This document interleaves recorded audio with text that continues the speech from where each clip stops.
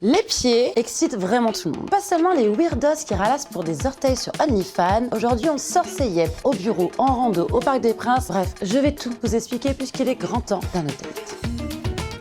Le temps où on prenait le soin de cacher ses pieds pour ne pas traumatiser les podophobes avec ce genre de choses est complètement révolu. Aujourd'hui, on les afficherait presque fièrement. Il n'y a qu'à regarder le choix de nos chaussures. Tout l'été, les Birks se sont carrément ramenés au bureau, les strings de pied ou les tongs ont envahi nos trottoirs. D'ailleurs, Havaiana serait carrément pété les scores en vendant une tonne de paires à des mecs. Les ballerines ont troqué leur cuir pour un effet filet de pêche, et comme si voir la réalité au bout des chevilles ne suffisait pas, on a même recréé l'illusion des pieds nus avec le spécialiste de la semelle Vibram qui s'est emparé de la tendance barefoot, en français pieds nus, au point que ces chaussures, pensées à la base pour le confort ultime des sportifs, sont carrément devenues des paires que les shoes addicts, comme moi, s'arrachent. Mais bon, faut quand même avoir la vision. Alors pourquoi on montre autant notre pied au lieu de le prendre? Mais déjà parce que comme Luis Enrique qui foule pieds nus la pelouse du centre d'entraînement du PSG, on peut se lancer dans le earthing ou mise à terre en français. C'est une pratique plutôt sérieuse et même recommandée par certains podologues qui consiste à marcher pieds nus dans l'herbe et qui soulagerait certains problèmes orthopédiques et surtout, ça réduirait le stress.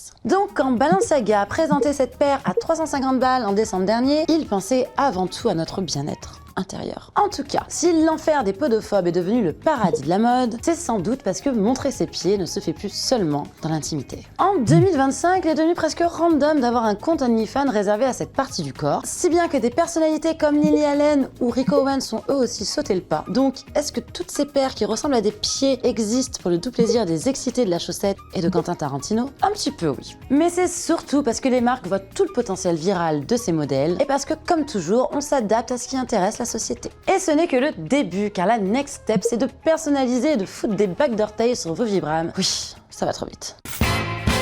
Mini